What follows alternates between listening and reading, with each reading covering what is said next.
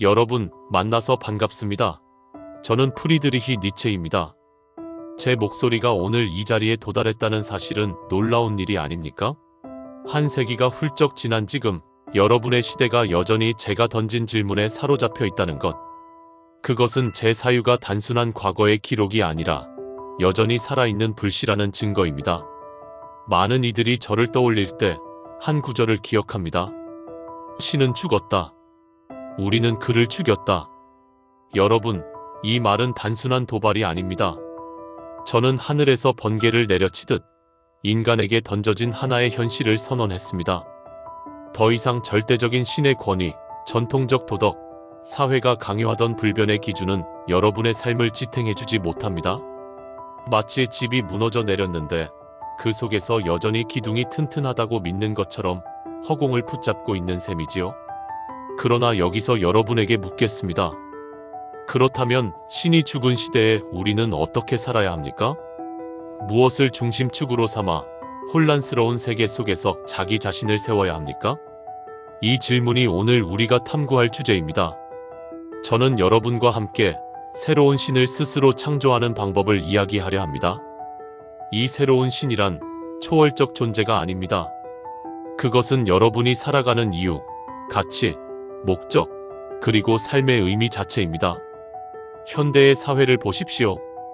많은 젊은이들이 직장과 학업, 관계 속에서 방향을 잃고 있습니다. 공무원 시험에 매달리는 이들, 끝없는 스펙 경쟁에 몰려 고통받는 청년들, 더 이상 무엇을 위해 달려야 하는지 모른 채 허무감에 빠져버리는 이들이 너무 많습니다. 그리고 그 허무 속에서 때로는 우울과 자살이라는 극단적 선택으로 이어집니다. 신의 자리를 대신할 무언가를 찾지 못한 시대의 비극입니다. 저는 단언합니다. 이 공허함을 이겨내기 위해 인간은 스스로 새로운 신을 창조해야 합니다. 그것은 자기 자신이 믿고 따를 수 있는 가치, 삶을 지탱하는 중심입니다. 더 이상 외부에서 주어지는 절대적 기준이 아니라 자신이 만든 원칙이 새로운 절대가 되어야 합니다. 오늘 이 강의에서 우리는 4가지를 차례로 다루겠습니다. 첫째, 제가 신은 죽었다라고 말했을 때 그 철학적 의미는 무엇인지. 둘째, 그 이후에 펼쳐진 가치의 붕괴와 허무주의의 위험. 셋째, 현대사회의 실제 사례 속에서 드러나는 혼란. 넷째, 그럼에도 불구하고 우리가 창조해야 할 새로운 신, 즉 자기만의 삶의 원칙을 세우는 방법. 여러분, 오늘 이 시간을 통해 저는 단순히 이론을 설명하려 하지 않습니다. 저는 여러분 각자가 내 삶의 새로운 신은 무엇인가를 스스로 묻게 하려 합니다.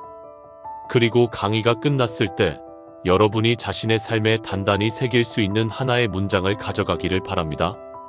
이제 여러분에게 제가 선언한 말, 신은 죽었다의 배경을 설명하겠습니다. 이 문장은 즐거운 학문 125절에서 처음 등장했습니다. 한 광인이 시장에 나타나 등불을 들고 외쳤습니다. 신은 죽었다. 우리는 그를 죽였다. 많은 이들은 그를 조롱했지만 그가 말한 것은 단순한 미친 외침이 아니었습니다.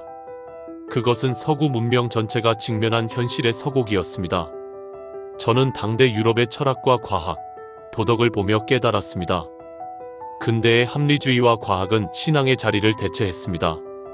진리의 권위가 더 이상 신에게서 오지 않았습니다. 과학이 우주를 설명하고 이성의 힘이 인간을 인도하는 시대가 도래한 것입니다. 그러나 문제는 단순히 신앙이 약해졌다는 데 있지 않았습니다. 절대적 가치가 무너짐으로써 인간이 의지할 근본이 사라진 데 있었습니다. 제가 말한 신은 단지 기독교의 신만이 아닙니다. 그것은 절대적 가치, 흔들리지 않는 진리, 모든 것을 심판하는 기준이었습니다. 인간은 오랫동안 그 기준에 자신을 맞추며 안정을 얻었습니다. 그러나 그것이 사라진 순간 인간은 방향을 잃고 공허에 빠집니다. 저는 이것을 허무주의라고 불렀습니다. 허무주의는 아무 의미도 아무 목적도 없다고 느끼는 상태입니다. 제가 두려워한 것은 단순히 신앙의 소멸이 아니었습니다. 그것은 허무주의가 인간 정신을 잠식하는 미래였습니다. 가치가 무너진 자리에 인간은 무기력해지고 심지어 새로운 독재적 이데올로기에 굴복할 위험이 있습니다. 20세기 전체주의, 파시즘, 전체적 권력의 출현은 제 예감을 입증했습니다. 그렇다면 인간은 어떻게 해야 합니까? 저는 대안을 제시했습니다. 그것은 스스로 새로운 가치를 창조하는 인간, 즉 초인의 길이었습니다. 초인은 단순히 힘센 인간이 아닙니다. 그는 외부에서 주어진 가치가 아니라 자기 내면에서 새로운 규범을 세우는 자입니다. 그에게는 자기 삶을 긍정하고 자신의 존재를 사랑할 힘이 있습니다. 여러분, 이것이 바로 제가 말한 새로운 신의 창조입니다. 더 이상 하늘 위에서 내려오는 명령이 아니라 인간 스스로 만들어낸 의미가 삶의 중심에 자리해야 합니다. 초인은 자기 안에서 새로운 절대, 새로운 기준을 세우는 존재입니다. 그러나 이 생각은 오해를 불러왔습니다. 어떤 이들은 제 말을 단순히 무정부주의적 선언으로 이해했습니다. 신이 죽었으니 이제 모든 것이 허용된다. 그러나 그것은 위험한 해석입니다. 제가 말한 것은 방종이 아닙니다. 그것은 자기 책임의 강화입니다. 이제는 스스로 자신의 기준을 세우고 그에 따라 살라는 요청이었습니다. 또 다른 비판은 제가 제시한 초인의 이상이 현실적으로 불가능하다는 것이었습니다. 그러나 저는 그것을 단순히 개인적 도덕의 수준에서 말한 것이 아니라 인류 정신 전체가 지향해야 할 방향으로 말했습니다. 초인은 완벽한 존재가 아니라 끊임없이 자신을 극복하고 새로운 의미를 창조하는 자의 상징입니다. 이제 우리는 이 사상을 현대의 현실 속에서 어떻게 적용할 수 있는지를 살펴야 합니다. 여러분의 삶과 사회 속에서 신의 죽음 이후의 혼란은 어떤 모습으로 나타나고 있습니까? 여러분, 이제 철학의 이론을 내려놓고 우리의 현실을 봅시다. 신이 죽은 세계, 절대적 기준이 사라진 시대는 여러분의 삶 속에서 이미 생생히 나타나고 있습니다. 첫 번째 사례는 청년 세대의 불안입니다. 많은 젊은이들이 왜 살아야 하는가라는 질문 앞에서 길을 잃습니다. 부모 세대는 성공을 위해 공부하고 직장을 얻고 가정을 꾸리는 것이 삶의 의미라 말했습니다. 그러나 지금 세대에게 그것은 더 이상 절대적 진리가 아닙니다. 취업은 점점 어려워지고 결혼과 출산은 선택의 문제가 되었으며 행복의 기준은 개인마다 다르게 흩어져 버렸습니다. 여러분은 이미 절대적 기준이 붕괴된 세상에 서 있는 것입니다. 두 번째 사례는 직장 사회의 무의미한 경쟁입니다. 많은 직장인들이 아침마다 출근하면서 스스로 묻습니다. 나는 왜 이 일을 하는가? 승진과 연봉 인상이 유일한 목적이 되어버린 삶은 허물을 불러옵니다. 숫자와 지표만을 쫓는 과정에서 진정한 삶의 의미는 사라지고 기계의 부속처럼 살아가는 무력감이 커집니다. 여기에도 신의 죽음 이후의 공허가 스며들어 있습니다. 세 번째 사례는 디지털 시대의 자아 혼란입니다. SNS 속에서는 수많은 사람들이 스스로를 꾸며냅니다. 그러나 그 모습은 진정한 자아가 아니라 타인의 인정을 얻기 위한 가짜 자아일 때가 많습니다. 현실의 나와 온라인의 내가 괴리될수록 사람들은 자기 자신을 잃습니다. 절대적 기준이 사라진 세계에서 사람들은 남의 시선과 비교 속에서 방향을 잡으려 하지만 그 과정에서 더욱 불안해지고 공허해집니다. 이 세 가지 사례에서 공통적으로 드러나는 것은 인간이 자기 삶의 중심을 상실했다는 점입니다. 신의 죽음은 곧 중심의 죽음이었고 그 자리를 대신할 새로운 축을 찾지 못한 인간은 흔들리고 있습니다. 여러분, 여기서 중요한 질문이 나옵니다. 우리는 무엇을 새로운 신으로 삼을 수 있는가? 단순히 돈, 명예, 성공을 신으로 만들면 그것은 우리를 다시 노예로 만들 뿐입니다. 새로운 신은 스스로를 파괴하지 않고 오히려 자기 존재를 강화하는 것이어야 합니다. 이제 우리는 새로운 신을 창조하는 길 위에 서 있습니다. 그것은 추상적인 말이 아닙니다. 아주 구체적인 과정입니다. 저는 여러분이 따라할 수 있는 4가지 단계를 제안합니다. 첫째, 자신의 허물을 직면하라. 많은 이들이 공허를 느끼면서도 그것을 회피합니다. 그러나 도망칠수록 허물은 더 깊어집니다.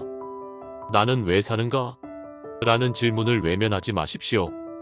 그것을 정직하게 직시할 때 비로소 새로운 시작이 가능해집니다. 둘째, 삶에서 진정으로 중요한 것을 기록하라. 하루를 돌아보며 내가 가슴 뛰었던 순간, 내가 타인을 돕고 기뻤던 순간, 내가 몰입했던 경험을 적어보십시오. 그 안에서 여러분의 가치가 드러납니다. 그것이 새로운 신의 씨앗입니다. 셋째, 작은 원칙을 세우고 지켜라.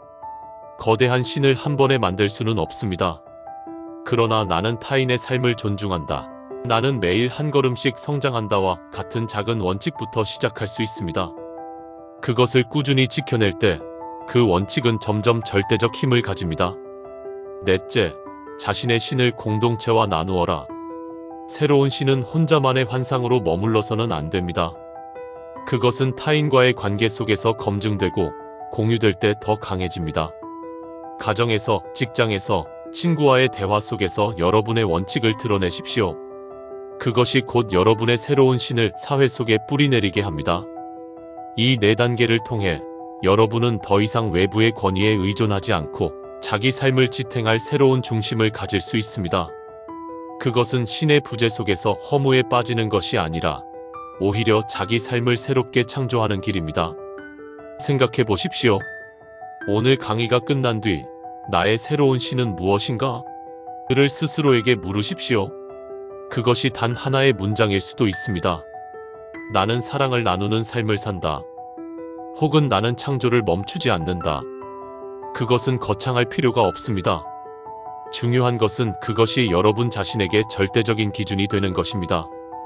처음에 제가 여러분에게 던진 말, 신은 죽었다. 우리는 그를 죽였다. 이제는 다르게 들리십니까? 그것은 절망의 선언이 아니라 인간을 향한 요청이었습니다. 더 이상 외부의 신에게 의존하지 말고 스스로 새로운 신을 창조하라는 요청 말입니다. 여러분, 제가 두려워한 것은 인간이 허무 속에 무너지는 것이었습니다. 그러나 동시에 저는 믿었습니다. 인간은 허무를 넘어서는 힘을 가졌다고. 인간은 자기 안에서 새로운 의미를 만들 수 있는 존재라고. 신은 죽었다는 절대적 가치의 붕괴를 의미합니다. 그 공백은 허무주의를 불러옵니다. 현대 사회 속에서 우리는 여전히 방향 상실을 경험합니다. 새로운 신은 자기 삶의 원칙과 가치에서 탄생합니다. 그것을 실천하는 순간 우리는 초인의 길을 걷기 시작합니다. 만약 내 삶이 영원히 반복된다면 여러분은 그것을 긍정할 수 있겠습니까? 그렇다면 여러분은 이미 새로운 신을 창조한 것입니다. 그것이 바로 삶을 사랑하는 힘, 영원 회귀의 긍정입니다. 이제 강의를 마칩니다. 여러분 각자가 자기만의 신을 창조하기를 바랍니다. 그것이야말로 죽은 신의 빈자리를 채우고 허무의 어둠을 밝히는 유일한 길입니다. 조금 더 깊게 이어가 보도록 하겠습니다. 왜냐하면 신은 죽었다라는 선언은 단순히 철학사 속의 사건이 아니라 여전히 여러분의 일상과 정신 속에서 반복적으로 질문을 던지고 있기 때문입니다. 오늘 저는 보너스 강의의 형태로 앞서 다루지 못했던 새로운 시각과 예시를 나누고자 합니다. 우선 많은 이들이 저의 말을 단순히 무정부주의적 허무주의로 오해했습니다. 신이 죽었으니 이제 무엇이든 마음대로 해도 된다. 는 식으로 말입니다. 그러나 여러분, 그것은 제가 가장 경계한 해석입니다. 절대적 가치가 무너진 시대에 무질서와 방종만이 남는다면 인간은 더 쉽게 새로운 폭군이나 이데올로기의 노예가 됩니다. 실제로 20세기 독재자들이 제 말을 오해하거나 왜곡하여 자신들의 권력을 정당화하는 데 사용했습니다. 그러나 제 본래 의도는 권력을 추종하라는 것이 아니라 인간 스스로 자기 삶의 주인이 되라는 것이었습니다. 여기서 중요한 점은 사상의 한계를 인식하는 것입니다. 저는 인간이 자기 가치를 창조할 수 있다고 말했지만 모든 인간이 동일한 힘을 갖고 있는 것은 아닙니다. 역사적으로 많은 이들이 자기 기준을 세우는 대신 집단에 휩쓸렸습니다. 그렇다면 질문은 이렇게 바뀝니다. 평범한 다수는 어떻게 새로운 신을 창조할 수 있는가? 이것은 단순히 개인적 차원의 문제가 아니라 사회적, 교육적 과제이기도 합니다. 현대 사회는 신을 잃은 자리에 여러 대체물을 세워왔습니다. 그러나 그것들은 진정한 새로운 신이 아니라 오히려 인간을 다시 구속하는 우상일 때가 많습니다. 대표적으로 소비와 자본이 신이 된 경우입니다. 한국 사회에서 성공과 부는 거의 절대적인 가치처럼 여겨집니다. 그러나 소비와 자본은 끝없는 결핍을 만들어냅니다. 아무리 소유해도 만족은 채워지지 않고 인간은 더 많은 소비를 위해 자기 삶을 희생합니다. 결국 이 신은 인간을 해방시키지 않고 끊임없는 경쟁과 불안을 낳습니다. 기술이 마치 공기처럼 사회 전반에 뻗쳐 있는 이 현상은 인공지능, 디지털 플랫폼, 빅데이터, 기술은 우리 삶을 편리하게 만들었지만 동시에 우리의 자유를 위협하기도 합니다. 알고리즘이 우리의 취향을 결정하고 SNS가 우리의 자존감을 좌우하며 기술 기업이 우리의 일상 전체를 통제합니다. 기술이 신으로 군림하는 사회에서 인간은 오히려 자신을 잃어버리게 됩니다. 국가와 집단 정체성이 신이 되었을 경우 민족주의나 집단주의는 사람들에게 소속감과 힘을 주지만 동시에 개인의 자유와 개성을 억압합니다. 신 없는 시대에 국가가 신의 자리를 대신할 때 인간은 또 다른 권력의 노예가 될 위험이 있습니다.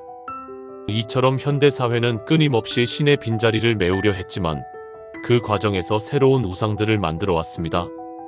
그래서 우리는 묻습니다. 나는 무엇을 내 삶의 신으로 섬기고 있는가? 저 니체의 사유를 더 풍부하게 이해하기 위해 다른 철학자들의 시각과 비교해 봅시다. 카를 마르크스는 종교를 인민의 아편이라 불렀습니다. 그는 신앙이 현실의 고통을 잊게 하는 도구일 뿐이라고 보았습니다. 마르크스에게 새로운 신은 경제적 해방과 계급 없는 사회였습니다. 그러나 그의 후계자들이 만든 체제는 또 다른 억압을 낳았습니다. 빅터 프랭클은 아우슈비츠 수용소에서 살아남으며 이 말을 되새겼습니다. 왜 살아야 하는가를 아는 자는 어떤 고난도 견딜 수 있다. 프랭클은 이를 구체화하여 인간은 의미를 향한 의지를 가졌다고 주장했습니다. 그의 심리치료는 수많은 현대인에게 삶의 방향을 제시했습니다. 하이데거는 저의 사상을 계승하면서도 인간이 세계 속에서 존재를 어떻게 경험하는가에 집중했습니다. 그는 신의 죽음 이후 인간이 존재 망각에 빠질 위험을 경고했습니다. 이 대화는 우리에게 중요한 교훈을 줍니다. 니체의 사상은 혼자 고립된 선언이 아니라 다양한 철학적 전통과 심리학, 사회학 속에서 여전히 살아 움직이고 있다는 사실입니다. 여러분이 직접 시도할 수 있는 실천법을 몇 가지 더 제안합니다. 의식적인 선택을 기록하는 겁니다. 하루 동안 내가 내린 선택 중 가장 의미 있었던 순간을 기록하십시오. 그것이 반복될수록 여러분의 삶의 우선순위가 드러납니다. 나만의 의식을 한 가지 만들어 보세요. 종교가 사라진 자리에 작은 의식을 세워보십시오. 매일 아침 걷기, 감사일기, 특정 음악을 들으며 하루를 시작하는 것. 이런 작은 의식은 삶의 일관성과 중심을 줍니다. 한 달에 한 번 홀로 여행을 즐겨보십시오. 낯선 공간에서 자신과 마주하는 시간은 새로운 신을 발견하는 데 강력한 도구가 됩니다. 새로운 신은 나만을 위한 것이 아니라 타인과의 관계 속에서 검증됩니다. 누군가를 위해 작은 친절을 실천하는 것이 곧 나의 가치를 강화하는 일이 됩니다. 이런 연습들은 단순한 습관이 아니라 자기 삶을 신성하게 만드는 의식이 됩니다. 마지막으로 한국 사회의 맥락을 조금 더 짚어봅시다. 한국은 빠른 산업화와 민주화를 거쳐왔습니다. 그 과정에서 전통적 가치와 제도가 빠르게 무너졌습니다. 유교적 도덕, 종교적 권위, 국가적 목표가 더 이상 절대적 지침이 되지 못합니다. 많은 이들이 공허감을 느끼는 이유는 바로 이 급격한 가치 붕괴 때문입니다. 그러나 동시에 현대사회는 새로운 신을 창조할 가능성이 큽니다. 청년 세대는 기존의 틀을 벗어나 자기만의 삶을 추구하려 합니다. 예술, 스타트업, 사회적 운동, 개인의 소소한 취향 공동체 등 다양한 시도들이 이미 시작되고 있습니다. 이것이 바로 신 없는 시대에 인간이 스스로 의미를 만들어가는 과정입니다. 여러분, 신은 죽었다라는 선언은 단순히 과거의 사건이 아닙니다. 그것은 오늘도 여러분의 삶 속에서 계속 울려 퍼지고 있습니다. 여러분이 허무에 빠질 때, 방향을 잃을 때, 그것은 신의 죽음이 다시 한번 경험되는 순간입니다. 그러나 동시에 그것은 기회입니다. 바로 그때 여러분은 새로운 신을 창조할 수 있습니다. 저 니체가 말하듯 인간은 허무를 넘어설 힘을 가지고 있습니다. 이제 여러분 각자가 자신에게 물어야 합니다. 나는 어떤 신을 창조할 것인가? 그 대답이 바로 여러분이 걸어갈 길이 될 것입니다. 여러분, 또 다른 층위에서 신은 죽었다라는 선언을 바라보려 합니다. 앞서 저는 철학과 사회적 맥락에서 신의 죽음을 다루었습니다. 이번에는 문화, 예술, 심리학, 그리고 한국 사회의 새로운 흐름 속에서 이 주제를 확장해보고자 합니다. 중복된 이야기를 피하고 새로운 영감을 드리겠습니다. 철학은 단순히 사상가에게만 영향을 준 것이 아닙니다. 수많은 예술가와 작가들이 제 선언을 받아들여 자기 방식으로 새로운 신을 창조했습니다. 예를 들어 프란츠 카프카의 소설은 절대적 질서가 사라진 세계 속에서 인간이 겪는 불안과 고독을 극적으로 보여줍니다. 그의 주인공들은 항상 이유 없는 심판이나 미로 같은 관료제 속에 갇혀 있지요. 그것은 신이 사라진 자리에서 생겨난 허무와 무력감의 문학적 표현입니다. 또한 예술가 피카소는 기존의 미술 규범을 부수고 큐비즘을 창조했습니다. 그는 더 이상 전통적 원근법이나 조화를 따르지 않았습니다. 오히려 세계를 파편화된 시선으로 재구성함으로써 자기만의 미적 기준을 세웠습니다. 이것은 바로 새로운 신을 창조하는 예술적 행위였습니다. 한국 문학에서도 이 흐름은 이어집니다. 김수영 시인은 억압된 시대 속에서도 자유와 자기 목소리를 외쳤습니다. 그의 시는 신 없는 시대의 한국적 고통 속에서 새로운 가능성을 찾으려는 몸부림이었습니다. 이와 같이 예술은 허무주의에 굴복하지 않고 오히려 새로운 신을 세우는 장으로 기능해왔습니다. 철학적 논의를 넘어 현대 심리학과 뇌과학도 니체의 문제의식을 이어갑니다. 인간은 단순히 쾌락을 추구하는 존재가 아닙니다. 의미를 추구하는 존재라는 사실이 여러 연구를 통해 밝혀지고 있습니다. 심리학자 마틴 셀리그먼은 긍정심리학을 통해 행복의 핵심 요소를 분석했습니다. 그중 가장 중요한 요소 중 하나가 바로 의미였습니다. 단순히 즐거움이나 성취가 아니라 자기 존재가 더 큰 가치와 연결되어 있다고 느낄 때 인간은 가장 깊은 만족을 경험한다는 것입니다. 니체가 말한 새로운 신의 창조는 심리학적으로도 입증되는 셈입니다. 또한 뇌과학자들은 도파민 보상 시스템이 단순한 쾌락 추구보다 장기적 목표와 가치, 지향적 활동에서 더 강하게 작동한다는 것을 밝혔습니다. 즉, 단기적 욕망이 아니라 삶의 목적을 세우고 그것을 향해 나아갈 때 인간의 뇌는 더 큰 활력을 얻게 됩니다. 이 역시 삶의 의미가 단순한 철학적 담론이 아니라 생물학적 기반을 가진 현실임을 보여줍니다. 한국은 세계에서 가장 빠르게 변하는 사회 중 하나입니다. 과거에는 가정, 학교, 국가가 절대적인 기준을 제공했습니다. 그러나 오늘날 1인 가구가 늘어나고 조직보다 개인의 삶을 중시하는 흐름이 강해지고 있습니다.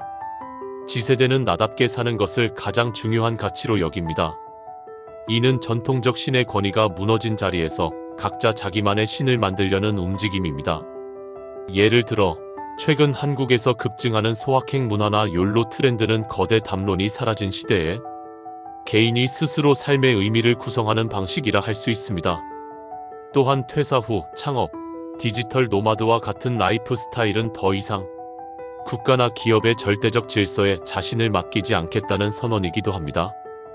여기에는 위험도 존재합니다. 자기 신을 제대로 세우지 못한 채 단순히 소비와 쾌락에 의존하면 다시 허무에 빠질 수 있습니다. 그러나 동시에 자기만의 신을 세우려는 실험이 곳곳에서 일어나고 있다는 사실은 희망적입니다. 이제 한 가지 중요한 문제를 다뤄봅시다. 만약 각자가 자기만의 신을 창조한다면 세상은 무질서와 혼란에 빠지지 않을까요? 모두가 제각각 다른 신을 따른다면 사회적 갈등은 더 심해질 수 있습니다. 여기서 우리는 윤리적 과제를 마주합니다. 저는 초인을 개인적 차원에서 강조했지만 오늘의 세계에서는 공동체적 조율이 필요합니다. 자기 신을 창조하되 그것이 타인의 존엄과 자유를 파괴하지 않는 방식이어야 합니다. 그렇지 않으면 새로운 신은 다시 폭군이 되고 맙니다. 따라서 현대적 적용에서 우리는 이렇게 질문해야 합니다. 나의 새로운 신은 타인에게 어떤 영향을 미치는가? 이 질문을 외면하지 않을 때 니체의 철학은 파괴적 허무주의가 아니라 창조적 공동체 윤리로 확장될 수 있습니다. 주식 포트폴리오처럼 나의 삶에서 의미 있는 활동을 35가지 적어보십시오. 가족, 창작, 봉사, 학습 등 균형 잡힌 의미 포트폴리오는 허무에 빠지지 않게 합니다. 돈, 명예, 기술, 집단 같은 것들이 내 삶에서 신처럼 군림하고 있지 않은지 점검해 보십시오. 그것들이 나를 강화하는지 아니면 약화시키는지를 솔직히 기록하십시오. 나는 영을 위해 산다. 는 한 문장을 적어보고 매년 갱신해 보십시오. 이 문장이 곧 나의 새로운 신이 됩니다. 혼자서만 신을 세우면 환상에 갇힐 수 있습니다. 친구, 동료, 공동체와 자신의 원칙을 나누고 피드백을 받으십시오. 검증된 신은 더 단단해집니다. 철학, 예술, 심리학, 사회적 맥락에서 신의 죽음 이후의 길을 살펴보았습니다. 이 모든 논의의 끝에서 다시 하나의 질문으로 돌아갑니다. 나는 어떤 신을 내 삶 속에 세우고 있는가? 이 질문은 결코 한 번으로 끝나지 않습니다. 인생의 각 단계마다, 사회가 변할 때마다 우리는 새로운 답을 내려야 합니다. 그 과정에서 우리는 끊임없이 자기 초월을 경험하게 됩니다. 신은 죽었지만 인간은 여전히 삶을 사랑할 수 있습니다. 오히려 신이 없는 자리에서 더 진실하게 자기 삶을 긍정할 수 있습니다. 그 긍정 속에서 자기만의 신을 발견하기를 바랍니다. 또 다른 시각에서 신의 죽음 이후의 문제를 탐구할 차례입니다. 앞서 철학, 예술, 심리, 한국 사회를 다루었다면 이번에는 정치와 교육, 대중문화, 동양사상, 그리고 미래사회라는 장에서 질문을 확장해 보겠습니다. 신의 죽음은 단순히 개인의 문제만이 아닙니다. 정치 질서에도 직접적인 파장을 미쳤습니다. 과거의 정치 체제는 신의 권위 혹은 절대적 이념을 근거로 정당성을 확보했습니다. 왕은 신의 대리인으로 통치했고 근대 이후에도 국가와 민족은 마치 새로운 신처럼 숭배되었습니다. 그러나 현대 민주주의 사회에서 신의 권위가 사라진 자리는 불안정성을 남겼습니다. 선거, 여론, 언론이 새로운 기준이 되었지만 그것은 고정된 진리가 아니라 끊임없이 흔들리는 과정입니다. 그래서 사람들은 종종 강력한 지도자를 새로운 신처럼 따르기도 합니다. 이는 니체가 경고한 바 허무주의 속에서 권위주의가 부활할 수 있다는 예언을 다시 떠올리게 합니다. 오늘 한국 사회에서도 정치적 양극화와 진영 논리가 강해지고 있습니다. 신의 죽음 이후 가치의 공백을 어떻게 민주주의적 방식으로 메울 수 있을지 고민해야 합니다. 진정한 초인적 정치란 특정 집단의 우상화가 아니라 시민 각자가 자기 신념을 세우고 성숙하게 대화할 수 있는 능력을 키우는 데 있습니다. 저는 교육에 대해서도 깊은 관심을 가졌습니다. 그는 교육자로서의 쇼펜하우어에서 참된 교육은 단순한 지식 전달이 아니라 개인의 독자적 영혼을 깨우는 것이라고 말했습니다. 신이 죽은 시대의 교육은 더 이상 하늘에서 내려온 진리를 주입할 수 없습니다. 대신 각자가 자기 삶의 기준을 스스로 발견하도록 돕는 과정이 되어야 합니다. 그러나 현실의 교육은 여전히 점수와 입시, 취업을 절대적 가치처럼 추종합니다. 한국의 청소년들은 왜 공부해야 하는가라는 질문에 제대로 답을 듣지 못한 채 단순히 경쟁을 위한 학습을 강요받습니다. 이때 교육은 새로운 신을 창조하는 힘이 아니라 오히려 허무주의를 심화시키는 장이 됩니다. 여러 가지 관점에서 교육은 질문을 던지는 훈련, 자기 삶의 철학을 세우는 훈련이어야 합니다. 교사가 절대적 답을 제시하는 것이 아니라 학생이 스스로 답을 만들어내도록 돕는 과정이어야 합니다. 이것이 바로 신 없는 시대의 참된 교육입니다. 여러분은 혹시 영화와 음악 속에서도 니체의 흔적을 본 적이 있습니까? 대중문화는 니체 철학을 가장 널리 그리고 무의식적으로 흡수한 영역입니다. 영화 매트릭스는 신 없는 세계에서 인간이 가상과 현실 사이에서 의미를 찾아가는 이야기를 그립니다. 진짜 세계란 무엇인가? 절대적 기준이 사라진 시대에 네오는 자기 선택을 통해 새로운 삶의 기준을 창조합니다. 이것은 니체적 초인의 서사라 할 수 있습니다. 한국 드라마 미생 역시 비슷합니다. 회사라는 거대한 체제 속에서 개인이 무력하게 살아가지만 결국 자기만의 가치를 찾아가야 한다는 메시지를 던집니다. 신이 죽은 자리에 직장이 신처럼 군림하는 사회에서 주인공 장그래는 자기 신을 찾아가는 여정을 보여줍니다. K-팝에서도 이 흐름을 볼 수 있습니다. 방탄소년단의 음악은 자기 자신을 사랑하라, 러브 마이셀프는 메시지를 강조합니다. 이는 단순한 자기애가 아니라 외부의 기준에 휘둘리지 않고 자기 삶의 신을 세우라는 니체적 외침과 맞닿아 있습니다. 앞서 영원 회귀를 잠깐 언급했지만 이번에는 더 깊이 다루겠습니다. 영원 회귀는 단순한 철학적 상상이 아닙니다. 만약 내 삶이 그대로 영원히 반복된다면 나는 그것을 긍정할 수 있는가? 라는 질문은 삶을 가장 극적으로 시험하는 기준입니다. 이 질문은 현대 심리학의 죽음 인식 이론과도 연결됩니다. 인간은 죽음을 의식할 때 삶의 의미를 더 강하게 찾으려 합니다. 영원 회귀는 죽음을 넘어서는 상상으로 현재를 더 강렬히 긍정하도록 만듭니다. 여러분이 매일 하는 작은 선택이 무한히 반복된다고 상상해 보십시오. 그 순간 하찮아 보이던 선택조차 절대적 무게를 지니게 됩니다. 영원 회귀는 삶의 순간을 신성하게 만드는 사고 실험입니다. 이것이야말로 신 없는 시대에 자기 삶을 거룩하게 만드는 방법입니다. 저와 다른 서양 철학자들의 사상을 동양 철학과 비교하는 것도 흥미롭습니다. 불교는 오래전부터 무상과 공을 말했습니다. 모든 것은 사라지고 절대적 자아나 절대적 신은 존재하지 않는다는 가르침입니다. 그러나 불교는 허무에 머무르지 않고 연기를 통해 서로 연결된 의미를 강조했습니다. 이는 니체가 허무를 넘어 새로운 신을 창조해야 한다는 주장과 공명합니다. 또한 유교는 하늘의 명령천명이 무너진 시대에 인간 스스로 도덕적 기준을 세워야 한다는 도전을 경험했습니다. 조선 후기의 사상가들은 군자의 길을 통해 자기 수양을 강조했습니다. 이것 역시 니체적 초인과 대화할 수 있는 지점입니다.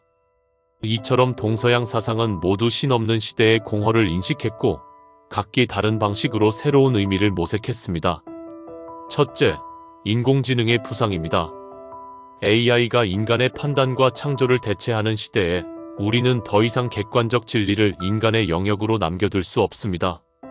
신 없는 시대에 이제 인간조차 중심에서 밀려나는 것처럼 보입니다. 그러나 니체는 우리에게 말합니다. 의미는 외부에서 주어지는 것이 아니라 인간이 스스로 창조하는 것이라고. AI 시대일수록 인간은 자기만의 신을 더 강하게 세워야 합니다. 둘째, 기후위기입니다. 자연은 더 이상 무한히 인간을 지탱해주는 절대적 배경이 아닙니다. 오히려 자연은 인간이 잘못 선택하면 파괴되는 연약한 조건으로 드러났습니다. 신 없는 시대의 새로운 신은 이제 인간만이 아니라 지구 전체 생명을 향한 윤리적 책임일 수 있습니다. 초인은 자기만의 가치 창조를 넘어 생명 전체를 긍정하는 자로 확장되어야 합니다. 셋째, 우주시대입니다. 인류가 지구를 넘어 우주로 나아가는 순간 우리는 다시금 신은 어디 있는가? 라는 질문을 던집니다. 광대한 우주 속에서 인간은 더더욱 자기 삶의 의미를 창조해야만 합니다. 신은 죽었지만 인간은 여전히 별을 향해 춤출 수 있습니다. 여러분, 이번 확장 강의에서 우리는 정치, 교육, 대중문화, 동양사상, 미래 사회 속에서 질문을 탐구했습니다. 그 모든 맥락이 결국 하나의 물음으로 수렴합니다. 신 없는 시대, 나는 무엇을 내 삶의 중심으로 세울 것인가? 이 질문은 과거에도, 현재에도, 미래에도 유효합니다. 여러분이 각자 자기만의 대답을 찾아낼 때 비로소 신의 죽음은 절망이 아니라 창조의 기회가 될 것입니다. 그리고 그것이야말로 제가 남긴 철학이 오늘 이 자리에서 여전히 살아 숨쉬는 이유입니다. 여러분, 우리는 이미 신의 죽음 이후 철학, 사회, 문화, 미래까지 폭넓게 살펴보았습니다. 이제 또 다른 차원에서 사유를 확장해 봅시다. 이번에는 종교, 과학, 경제, 리더십, 그리고 예술적 삶의 태도라는 주제를 중심으로 중복 없는 새로운 이야기를 나누겠습니다. 신은 죽었다는 선언은 종종 단순한 무신론으로 이해되지만 실제로는 더 깊은 신학적 대화를 촉발했습니다. 신학자 폴 틸리히는 니체를 절망 속에서 신을 다시 찾으려 한 철학자라 해석했습니다. 그는 니체가 비판한 신은 단순한 형이상학적 신, 즉 인간이 만든 허구적 우상이었을 뿐이라고 말했습니다. 틸리히에게 진정한 신은 존재의 근거 그 자체였고 비판은 오히려 더 순수한 신 개념을 모색하게 만들었습니다. 또한 본헤퍼는 종교 없는 그리스도교를 말하며 니체의 비판을 기독교 내부의 자기갱신 계기로 삼았습니다. 그는 신이 더 이상 외부 권위로 존재하지 않는다면 신앙은 인간의 자유와 책임 속에서 다시 살아날 수 있다고 보았습니다. 이처럼 니체는 신을 죽였지만 역설적으로 종교를 새롭게 부활시키는 계기를 만들기도 했습니다. 저는 과학에 대해 양가적 생각을 가지고 있었습니다. 과학이 신의 권위를 무너뜨린 것을 환영했지만 동시에 과학이 새로운 절대가 될 위험을 경고했습니다. 현재는 이 문제를 더 분명히 볼 수 있습니다. 진화론은 인간이 신의 특별한 피조물이 아니라 생명 과정 속의 한 단계임을 드러냈습니다. 그리고 힘의 의지는 진화론적 경쟁과도 맞닿아 있습니다. 그러나 그는 단순한 생존 경쟁을 넘어서 생명이 자기 자신을 초월하고 창조하는 힘을 더 중시했습니다. 이는 오늘날 진화심리학이나 생물철학에서도 중요한 화두입니다. 또한 현대 물리학의 불확정성 원리는 절대적 진리가 아닌 확률과 해석의 세계를 보여줍니다. 이것은 진리의 상대성과 해석의 다원성을 과학적으로 뒷받침하는 듯 보입니다. 신 없는 세계는 곧 불확실성의 세계이고 인간은 그 안에서 자기 해석을 창조해야 하는 존재입니다. 신의 죽음 이후 경제와 노동도 절대적 가치가 될 수 없습니다. 한국 사회를 보십시오. 많은 이들이 성공과 경제적 풍요를 삶의 유일한 신으로 삼습니다. 그러나 이 신은 인간을 해방시키기보다는 다시 노예로 만들곤 합니다. 저의 관점에서 중요한 것은 노동의 목적입니다. 단순히 생존을 위한 노동, 혹은 타인의 기준에 맞추는 노동을 경멸했습니다. 대신 자기 삶을 창조하는 노동을 긍정했습니다. 오늘날 자본주의 사회에서 우리는 다시 질문해야 합니다. 나는 돈을 벌기 위해 일하는가? 아니면 내 삶을 창조하기 위해 일하는가? 최근 확산되는 조용한 퇴사, 워라밸, 프리랜스 창작 활동은 전환의 신호일 수 있습니다. 사람들은 더 이상 조직과 성과지표를 신처럼 숭배하지 않고 자기만의 삶을 작품처럼 가꾸려 하고 있습니다. 이것이야말로 새로운 신을 찾는 노동의 방식입니다. 신 없는 시대의 리더십은 어떤 모습이어야 할까요? 과거의 리더십은 카리스마적 권위, 절대적 명령에 의존했습니다. 그러나 니체적 리더는 외부 권위를 강요하는 존재가 아니라 각자가 자기 신을 찾도록 자극하는 안내자입니다. 조직에서도 마찬가지입니다. 우리 회사가 곧 신이다라는 식의 문화는 사람들을 소모품으로 만듭니다. 그러나 또 어떤 조직은 각자가 자기 의미를 발견하고 창조할 수 있는 장을 마련합니다. 스타트업, 창의적 공동체, 탈위계적 팀 문화는 이런 흐름을 보여줍니다. 제가 생각하는 이상적인 리더십은 권력의 집중이 아니라 자기 초월을 가능하게 하는 영감을 전파하는 힘입니다. 리더는 스스로 신이 되려 하지 않고 구성원들이 자기 신을 발견하도록 돕는 자여야 합니다. 제가 가장 중요하게 생각하는 이념 중 하나는 삶을 예술처럼 살라는 것입니다. 그는 예술이야말로 삶의 위대한 정당화라고 말했습니다. 신 없는 시대에 삶을 아름답게 만드는 것은 예술적 태도입니다. 이것은 화가나 음악가만을 위한 것이 아닙니다. 여러분이 하루를 어떻게 꾸미는가, 대화를 어떤 리듬으로 나누는가, 직장에서 어떤 창의성을 발휘하는가 모두 예술적 삶의 일부입니다. 삶을 하나의 작품처럼 구성한다는 것은 허물을 창조로 전환하는 가장 직접적인 방법입니다. 전 세계 사회에서도 이런 흐름은 분명히 나타납니다. 자기 집을 갤러리처럼 꾸미는 1인 가구, 요리와 글쓰기를 자기 예술로 삼는 개인들, 음악과 춤을 통해 일상을 축제로 바꾸는 청년들. 이 모든 것은 삶을 작품으로 만드는 시도입니다. 오늘 우리는 종교, 과학, 경제, 리더십, 예술이라는 새로운 장을 통해 철학과 사유를 확장했습니다. 그 모든 논의는 결국 하나의 질문으로 귀결됩니다. 나는 내 삶을 어떻게 신성하게 만들 것인가? 여러분, 신은 죽었지만 인간은 여전히 창조할 수 있습니다. 신 없는 시대의 인간은 과학 속에서도, 경제 속에서도, 조직 속에서도, 그리고 예술적 일상 속에서도 자기 신을 세울 수 있습니다. 그것이야말로 삶을 긍정하는 가장 위대한 길이며 허물을 넘어서는 유일한 방식입니다. 사유의 또 다른 지평을 열어보겠습니다. 이미 우리는 철학, 사회, 정치, 예술, 과학 등 다양한 영역을 탐구했습니다. 이제는 사랑, 젠더, 신체, 유머, 글쓰기라는 새로운 관점에서 니체를 바라보겠습니다. 이 영역들은 종종 간과되지만 사실 저의 사유 가장 생생하게 드러나는 지점입니다. 저는 흔히 냉정한 철학자로 알려져 있지만 사랑과 인간관계에 대해 깊이 연구하고 사유하기도 했습니다. 사랑은 권력의 가장 섬세한 형태나 다름없죠. 즉, 사랑은 단순한 감정이 아니라 힘의 교류, 자기 초월의 가능성입니다. 이어서 위대한 경멸을 이야기하며 진정한 사랑은 상대를 미화하거나 소유하려는 욕망이 아님을 전하고자 했습니다. 사랑은 오히려 상대가 스스로 더 높아지도록 자극하는 힘입니다. 그렇기 때문에 때로는 경멸조차 사랑의 한 형태일 수 있습니다. 상대가 지금 상태에 머물러 있기를 원하지 않고 더 위대한 존재로 성장하길 바라는 마음 말입니다. 현대인들의 인간관계의 위기를 생각해 봅시다. SNS 속 좋아요 문화, 조건과 효율로 재단되는 연애와 결혼. 이것은 사랑을 힘의 교류가 아니라 소비와 거래로 축소한 모습입니다. 니체적 사랑은 소유가 아니라 창조입니다. 진정한 관계는 서로가 서로의 새로운 신이 되도록 돕는 과정입니다. 저는 과거 여성에 대해 도발적인 말을 많이 남겼습니다. 여자에게 갈 때는 채찍을 가져가라 같은 구절은 현 시대 시각에서 보면 분명히 문제적인 발언입니다. 그러나 여기서 멈추지 말고 시대적 맥락과 철학적 함의를 자세하게 풀어드리겠습니다. 19세기 유럽 사회는 남성 중심적 질서 속에 있었습니다.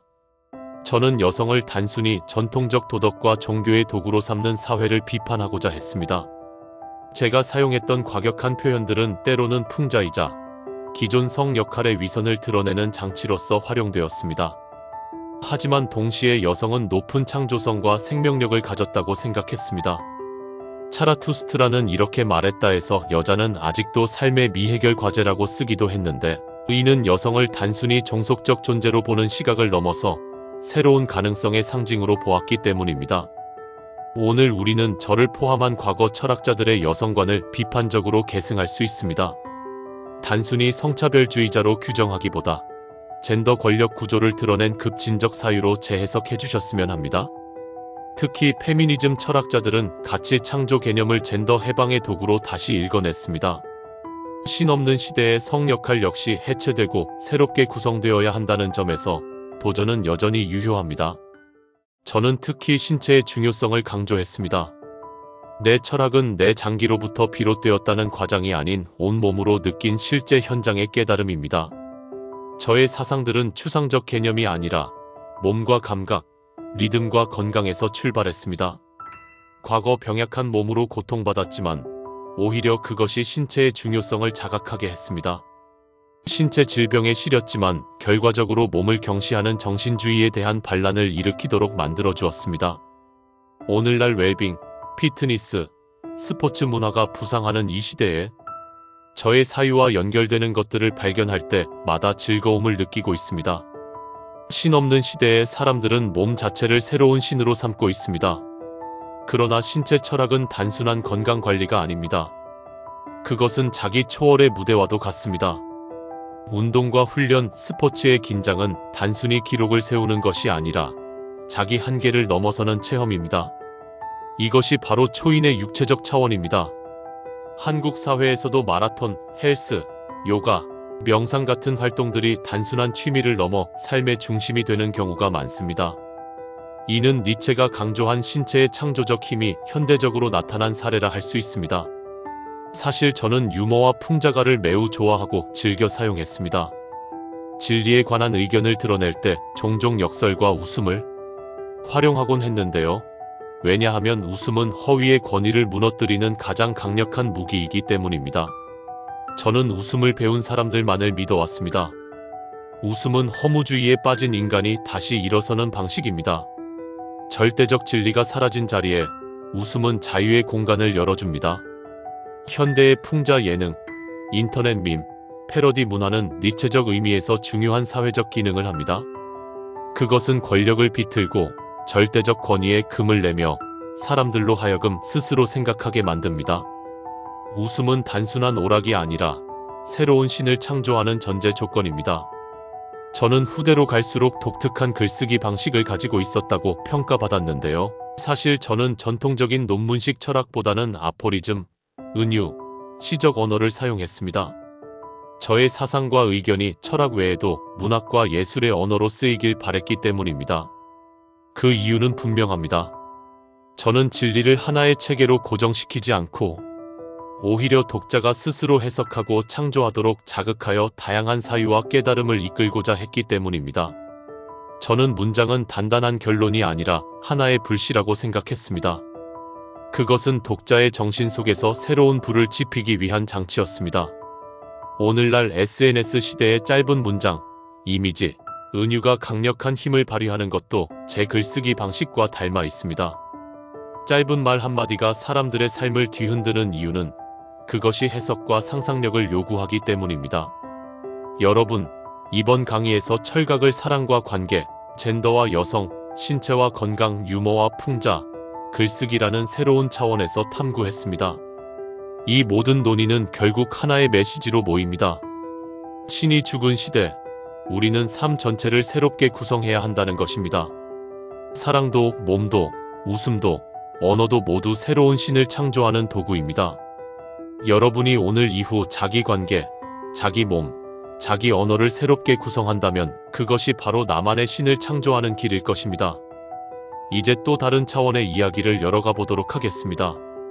우리는 이미 신의 죽음과 초인, 현대사회의 문제, 예술과 과학, 몸과 사랑까지 다루었습니다. 그러나 여전히 남아있는 질문들이 있습니다. 인간은 시간을 어떻게 살아야 하는가? 우리는 왜 떠돌아다니며 새로운 세계를 경험하려 하는가? 음악은 왜 우리 영혼을 흔드는가? 스승은 어떤 존재여야 하는가? 그리고 결국 죽음을 어떻게 맞이해야 하는가? 오늘 이 시간, 저는 이 5가지 주제를 통해 새로운 사유의 문을 열겠습니다. 인간은 종종 과거에 매달립니다. 후회와 죄책감 속에 묶여 살기도 하고 아직 오지 않은 미래에 불안에 떨기도 합니다. 그러나 저는 말합니다. 인간은 오직 현재 속에서만 살아야 한다고. 과거는 돌이킬 수 없고 미래는 아직 오지 않았습니다. 중요한 것은 지금 이 순간을 영원처럼 긍정하는 것입니다. 제가 영원 회귀를 이야기한 것도 이 맥락입니다. 지금 이 순간이 무한히 반복된다면 나는 그것을 긍정할 수 있는가? 이 질문은 시간을 낭비하지 않도록 지금을 온전히 살아가도록 만드는 철학적 도전입니다. 현대의 사회를 보십시오. 많은 이들이 과거의 시험 실패에 매달리고 오지 않은 미래의 불확실성 때문에 잠을 이루지 못합니다. 그러나 삶은 지금의 순간에 있습니다. 여러분, 지금 숨쉬는 이 호흡, 지금 듣는 이 말, 지금 품은 이 생각을 긍정할 수 있어야 합니다. 그것이 곧 시간의 철학입니다. 저는 제 삶에서 끊임없이 방랑했습니다. 독일, 스위스, 이탈리아를 떠돌며 제 몸을 쉬게 했고 제 정신을 자극했습니다. 저는 철학자가 도서관 안에만 갇힌 존재라고 생각하지 않았습니다. 철학자는 길 위에서, 산 속에서, 바람과 햇빛 속에서 사유해야 합니다. 여행은 단순한 이동이 아닙니다. 그것은 낯선 세계를 경험하고 자기 자신을 새롭게 발견하는 과정입니다. 방랑자는 안정된 신을 갖지 않습니다. 대신 그는 늘 새로운 신을 찾아 나섭니다. 여러분도 마찬가지입니다. 반복된 일상 속에서 벗어나 낯선 장소로 발걸음을 옮기십시오. 그곳에서 여러분은 새로운 사유를 얻고 자기 삶을 다른 시선으로 볼 수 있습니다. 오늘날 많은 청년들이 해외 워킹 홀리데이를 떠나고 세계를 방랑하며 살아갑니다. 어떤 이들은 불안정하다고 말하지만 저는 그것을 긍정합니다. 방랑 속에서 인간은 진정한 자기 자신을 만납니다. 저는 젊은 시절 바그너라는 거대한 음악가와 교류했습니다.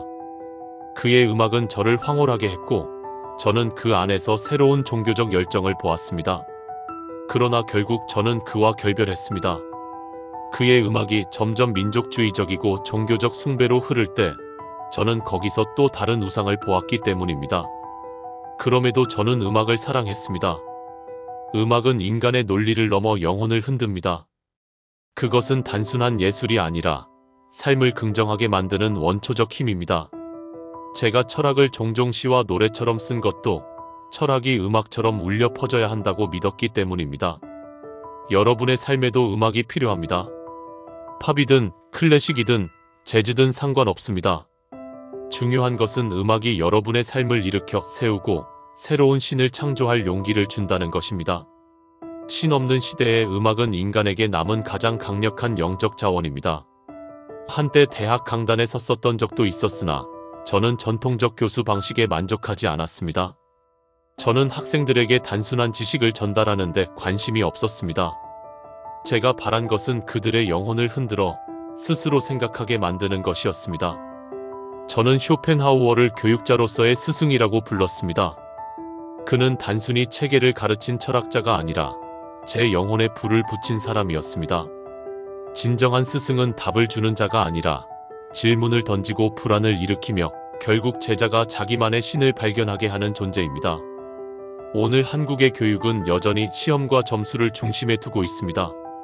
그러나 여러분, 진정한 교육은 자기 삶의 철학을 세우도록 돕는 것입니다. 스승은 학생이 자기 초인의 길을 찾도록 이끄는 안내자여야 합니다. 저는 평생 병과 고통 속에서 살았습니다. 그러나 저는 죽음을 두려워하지 않았습니다.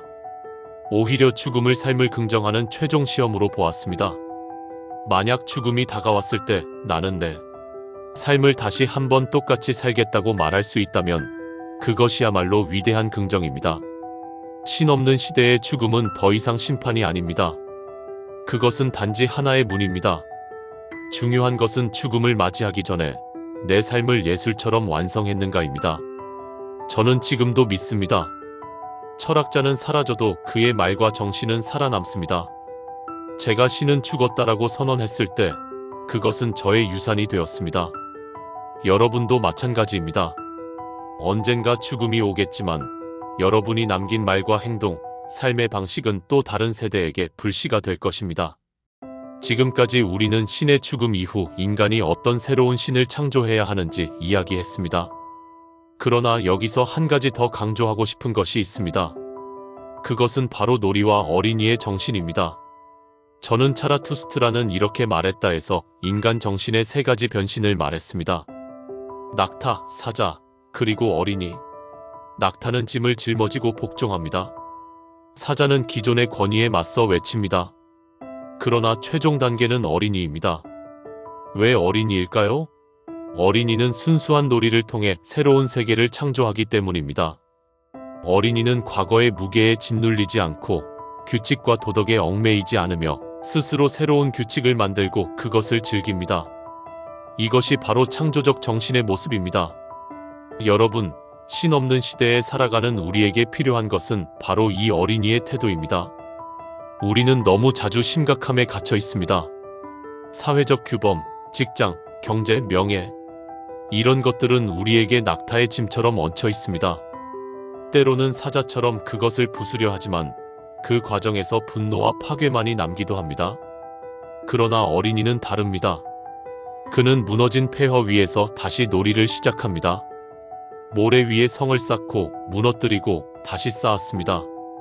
그것은 허무가 아니라 창조의 놀이입니다. 저는 여러분에게 이렇게 말하고 싶습니다. 삶을 놀이처럼 대하십시오. 놀이에는 목적이 없습니다. 그러나 그 무목적성 속에서 우리는 가장 진지한 창조를 경험합니다. 예술가가 그림을 그릴 때, 아이가 뛰어놀 때, 우리는 삶을 긍정하는 본능을 봅니다. 신 없는 시대의 삶을 사랑한다는 것은 곧 삶을 놀이처럼 사랑한다는 뜻입니다. 그리고 또 하나, 실패에 대해 말하고 싶습니다. 여러분은 실패를 두려워합니다. 그러나 저는 말합니다. 실패는 창조의 일부라고. 어린이는 모래성을 쌓다 무너뜨려도 울지 않습니다. 그는 웃으며 다시 시작합니다. 실패는 끝이 아니라 반복과 창조의 기회입니다. 영원 회귀는 바로 이것을 가르칩니다. 무너짐조차 긍정할 수 있는가? 그럴 수 있다면 여러분은 이미 자기 삶을 사랑하는 자입니다. 또한 삶을 희극처럼 대하는 태도를 말하고 싶습니다. 많은 철학자들이 삶을 비극으로 보았습니다. 그러나 저는 말합니다. 삶은 근본적으로 희극적입니다. 왜냐하면 그것은 언제나 불완전하고 언제나 다시 시작되기 때문입니다. 웃음은 비극을 넘어서는 힘입니다. 웃음 속에서 우리는 허무조차 놀이로 바꿀 수 있습니다. 신은 죽었습니다. 그러나 아이는 여전히 모래 위에서 놀고 있습니다. 우리도 그 아이와 함께 놀이를 시작합시다. 그 순간 우리는 다시 창조자가 됩니다. 신이 죽은 시대에도 시간은 흐르고 우리는 방랑하며 음악을 듣고 스승을 만나고 결국 죽음을 맞이합니다. 그러나 이 모든 과정은 허무가 아니라 창조의 기회입니다. 이제 우리는 또 다른 길을 걸어가 보겠습니다. 이미 초인과 허무, 사랑과 신체, 예술과 죽음을 탐구했습니다. 그러나 여전히 남아있는 주제들이 있습니다.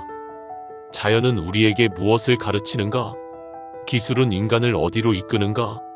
인간은 고독 속에서 어떻게 공동체를 찾는가? 언어는 어떻게 우리를 해방시키고 또 어떻게 가두는가? 그리고 21세기 한국 사회 속에서 새로운 신은 어떤 모습으로 나타나고 있는가? 오늘 저는 이 5가지 물음을 통해 다시금 여러분에게 도전하고자 합니다. 저는 제 삶에서 산을 사랑했습니다. 알프스의 고지대, 그 고독하고 청명한 공기 속에서 저는 사유했습니다. 도시의 소음과 권력의 경쟁이 아니라 산의 침묵과 바람이 저에게 영감을 주었습니다. 자연은 신없는 시대의 가장 위대한 교사입니다. 산은 우리에게 고독을 가르칩니다. 정상에 오를 때 누구도 대신해 줄 수 없습니다. 오직 자기 발로 걸어야 합니다. 그러나 동시에 산은 겸손을 가르칩니다. 아무리 오르더라도 더 높은 봉우리가 있고 인간은 끝내 자연 앞에서 작은 존재임을 깨닫습니다. 바다 역시 그렇습니다. 끝없이 반복되는 파도는 영원 회귀의 은유입니다. 우리는 하루하루 다르다고 생각하지만 바다는 언제나 돌아옵니다. 그러나 그 반복은 지루함이 아니라 생명의 리듬입니다. 바다처럼 반복을 긍정할 수 있는 자만이 진정한 삶을 긍정하는 자입니다. 오늘날 한국 사회에서 등산 열풍, 자연으로의 회귀 같은 현상은 단순한 취미가 아닙니다. 그것은 신없는 시대에 자연을 새로운 신으로 삼으려는 시도이자 인간이 자기 존재의 뿌리를 찾으려는 몸부림입니다. 제가 살던 시대는 산업화가 막 시작되던 때였습니다. 저는 이미 기계화가 인간의 정신을 위협할 것을 예감했습니다. 오늘날 여러분은 그것을 훨씬 더 극적으로 경험하고 있습니다. 스마트폰, 인공지능, 빅데이터, 알고리즘. 인간은 더 이상 자기 결정을 스스로 내리지 않습니다. 기술이 신처럼 인간의 행동을 조율합니다. 이 상황은 제가 경고한 허무주의의 또 다른 형태입니다. 신은 죽었지만 인간은 기술을 신으로 세워버렸습니다. 알고리즘의 추천이 우리의 취향을 결정하고 SNS의 숫자가 우리의 자존감을 좌우합니다. 그러나 이것은 자유가 아니라 새로운 예속입니다. 인간은 기술을 거부하는 자가 아닙니다. 기술을 도구로 삼되 자기 삶의 중심을 내주지 않습니다. 기술이 삶의 주인이 되는 순간 인간은 더 이상 창조자가 아니라 피조물이 됩니다. 여러분은 스스로 물어야 합니다. 나는 기술을 사용하는가? 아니면 기술이 나를 사용하는가? 저는 평생 고독을 사랑했습니다. 철학자는 무리 속에서 진리를 찾지 않습니다. 그는 홀로 서서 자기 내면의 목소리를 들어야 합니다. 그러나 동시에 저는 인간이 공동체 속에서 살아야 한다는 사실을 부정하지 않았습니다. 인간은 혼자서는 결코 충분하지 않습니다. 전 세계 현대 사회는 극단으로 치닫는 모습을 보이고 있습니다. 어떤 이는 철저히 개인주의를 외치며 고립 속으로 숨어들고 또 어떤 이는 집단에 자신을 완전히 내맡깁니다. 그러나 진정한 길은 고독과 공동체의 균형입니다. 고독 속에서 자기 신을 찾고 공동체 속에서 그것을 검증하고 나누어야 합니다. 제가 생각하는 공동체는 획일적인 집단이 아닙니다. 그것은 서로 다른 신을 세운 사람들이 대화하며 공존하는 공간입니다. 고독을 두려워하지 말고 동시에 타인과의 연대를 피하지 마십시오. 이 두 힘이 조화를 이룰 때 인간은 더욱 강해집니다. 저는 철학을 언어로 썼습니다. 그러나 동시에 언어의 한계를 누구보다 잘 알았습니다. 언어는 진리를 담는 그릇이지만 동시에 진리를 왜곡하는 감옥이기도 합니다. 인간은 단어에 집착하면서 그 이면의 삶을 잃어버립니다. 그래서 저는 아포리즘을 사용했습니다. 짧은 문장, 은유, 파편. 그것은 독자에게 여백을 남기고 스스로 해석하게 만듭니다. 저는 철학을 완결된 체계로 남기지 않았습니다. 왜냐하면 진정한 철학은 언어를 넘어 삶에서 실현되어야 하기 때문입니다. 오늘 여러분이 사용하는 언어, 특히 디지털 언어는 더욱 강력합니다. 해시태그 하나, 짧은 댓글 하나가 인간의 의식을 지배합니다. 니체적 태도란 언어에 휘둘리지 않고 언어를 창조적으로 사용하는 힘입니다. 여러분은 언어를 소비하는 자입니까? 아니면 언어를 창조하는 자입니까? 지금 이 시대, 이 땅에서 어떤 새로운 신이 탄생하고 있는지 살펴봅시다. 한국 사회는 전례 없는 변화를 겪고 있습니다. 급격한 산업화, 민주화, 디지털화. 이 속에서 전통적 신앙과 가치 체계는 힘을 잃었습니다. 그러나 그 빈자리를 대신하려는 새로운 실험들이 일어나고 있습니다. 청년들은 조직과 직장 대신 자기만의 프로젝트와 창업을 삶의 신으로 삼고 있습니다. 많은 이들은 종교 대신 명상, 요가, 심리학적 치유에서 자기 중심을 찾습니다. 일부는 환경과 지속 가능성을 새로운 절대 가치로 세우고 기후 정의를 위해 헌신합니다. 또 다른 일부는 예술과 취향 공동체 속에서 자기 의미를 창조합니다. 이 모든 것은 니체적 의미에서 새로운 신창조의 사례들입니다. 아직은 미완성이고 불안정합니다. 그러나 바로 그 불안정 속에서 인간은 자기 삶을 새롭게 구성해갑니다. 여러분, 오늘 우리는 자연, 기술, 공동체, 언어, 21세기 한국 사회라는 5개의 거울 속에서 신 없는 시대의 인간을 비추어 보았습니다. 산과 바다는 우리에게 영혼을 가르치고, 기술은 새로운 신으로 군림하며, 공동체는 고독과 연대를 동시에 요구합니다. 언어는 진리를 담기도 하지만 우리를 속박하기도 합니다. 그리고 한국 사회는 새로운 신을 실험하는 거대한 무대가 되고 있습니다. 여러분은 자연을 단순한 배경으로 보십니까? 아니면 신의 빈자리를 채울 교사로 보십니까? 기술은 여러분을 도와주는 도구입니까? 아니면 여러분을 지배하는 신입니까? 이 질문에 대한 답을 찾을 때 여러분은 이미 자기 삶의 새로운 신을 창조하고 있을 것입니다. 그동안 우리는 신 없는 시대의 공허, 새로운 신의 창조, 사랑과 신체, 예술과 정치, 시간과 죽음에 이르기까지 수많은 주제를 다루었습니다. 그러나 마지막으로 남겨야 할 것은 이 모든 사유의 정수, 바로 삶을 긍정하는 태도입니다. 위에서 말씀드린 바와 같이 저는 평생 병약한 몸을 지니고 살았습니다. 고통은 저의 그림자처럼 따라다녔습니다. 그러나 저는 그 고통 속에서 절망만을 본 것이 아니라 새로운 힘을 보았습니다. 인간은 고통을 피하려고만 하면 약해집니다. 하지만 고통을 마주하고 그것을 창조로 바꿀 때 인간은 강해집니다. 여러분의 삶에도 고통이 있습니다. 실패, 상실, 불안, 배신. 그러나 그것을 무너뜨리는 것이 아니라 그것을 연료로 삼아 다시 일어서십시오. 고통조차도 나의 일부로 사랑할 수 있다면 그때 비로소 삶은 절대적으로 긍정됩니다. 저는 인간을 춤추는 존재로 보았습니다. 춤은 규칙과 무질서가 동시에 존재하는 행위입니다. 발걸음은 질서를 따르지만 몸짓은 자유로움을 향합니다. 삶도 그렇습니다. 우리는 법과 제도, 관습 속에서 살아가지만 그 안에서 여전히 자유롭게 춤출 수 있습니다. 여러분, 무겁게 걷지 말고 춤추듯 살아가십시오. 춤은 목표가 아니라 과정이고 그 과정이 바로 삶의 의미입니다. 그리고 저는 인간에게 이렇게 말합니다. 너의 삶을 내가 직접 작곡하라. 남이 만든 악보를 따라 연주하지 마십시오. 학교와 직장이, 사회와 국가가 이미 짜놓은 악보만 따라가면 당신의 음악은 결코 울려 퍼지지 않습니다. 불협화음이 나더라도 당신만의 리듬을 만들고 당신만의 선율을 연주하십시오. 그것이 곧 새로운 신을 창조하는 방식입니다. 여러분, 이제 질문을 던질 차례입니다. 당신의 내일은 오늘과 다를 것인가?